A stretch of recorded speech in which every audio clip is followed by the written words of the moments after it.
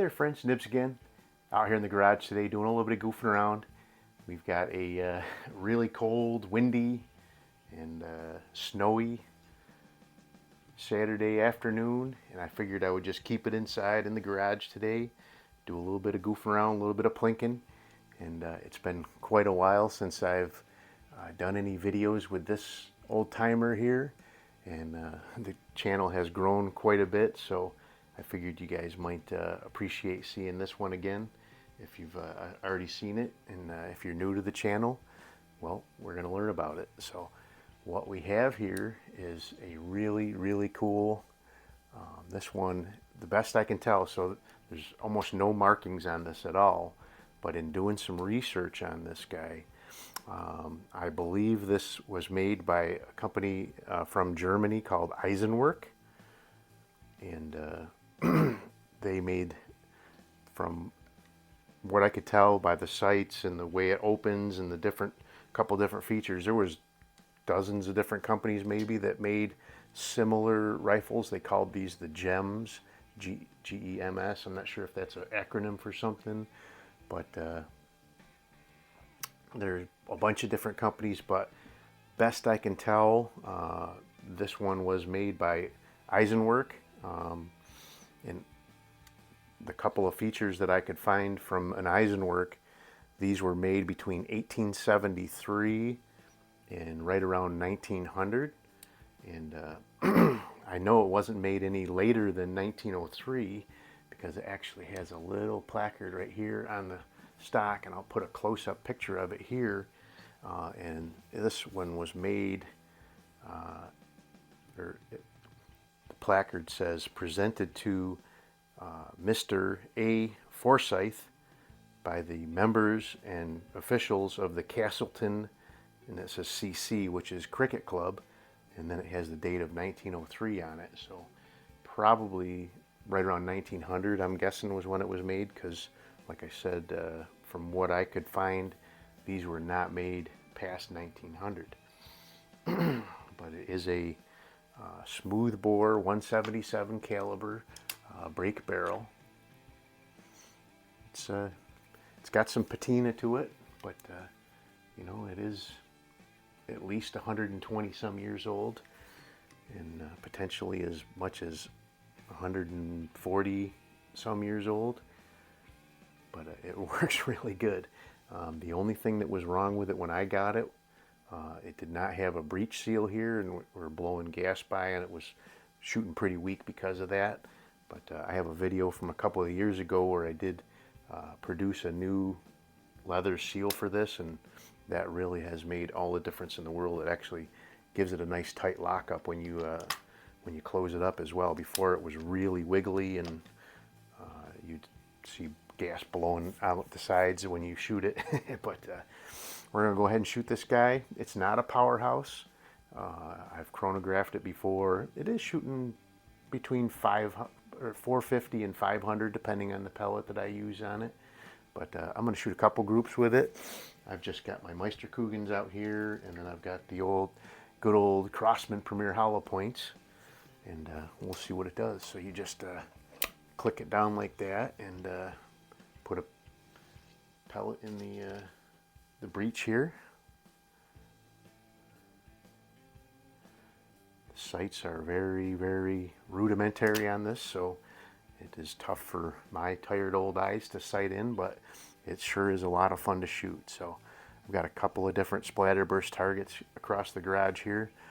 These are the Meisterkugels. I'll shoot these at the upper target. Oop, I hit just above the target there.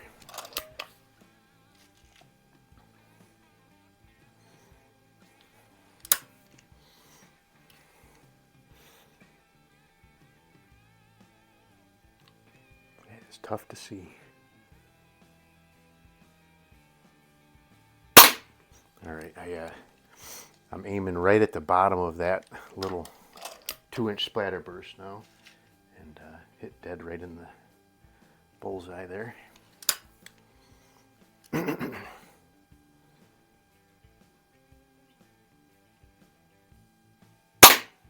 That's better.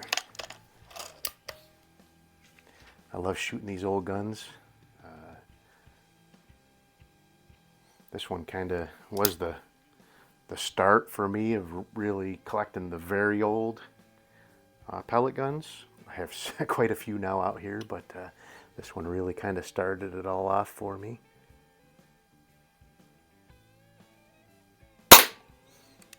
Very accurate gun though. I've actually shot this outside at 10 and 15 yards. Obviously in the garage here we've only got 7 yards, but you can see what kind of a grouping I'm able to do with it, even with these tiny little sights. The front is just a post screwed in up here. The rear is a tiny little V-notch. All right, let's see, I'll do a couple more of these Meisterkugels. We don't need no stinking rifling.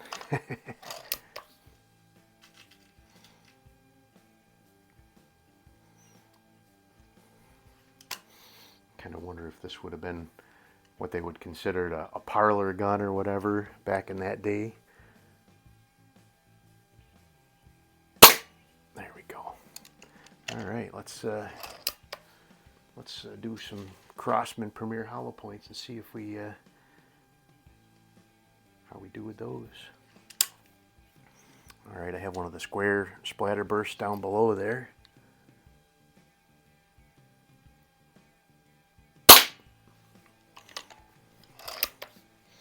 Sounded like a pretty good thump.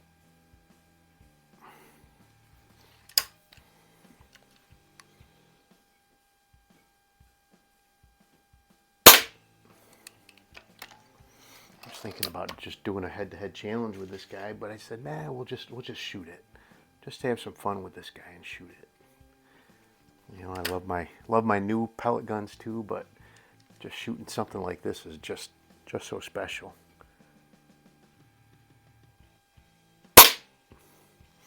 Doesn't look like it's doing quite as good with the Crossmans.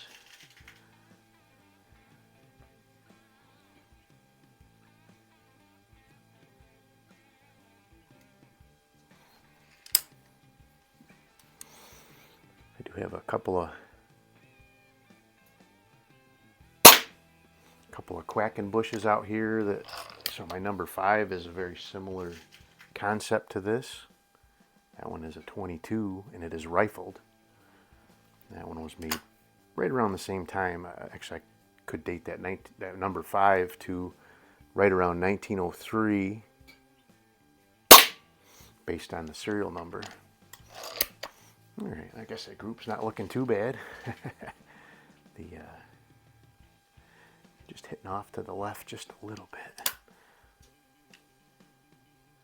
That sight does look like it would be able to be drifted over if I really wanted to get crazy with it. But nothing to sneeze at there as far as the accuracy goes. Yeah, we'll do one more and then we'll wrap it up.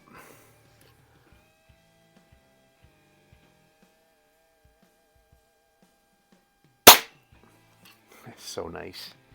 But anyway, there you go. That is what I believe is an Eisenwerke Gem. I've also found that it was listed as a model or number 13, and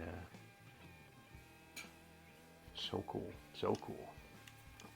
But here you go. You push down this little lever and it lifts up the barrel latch there.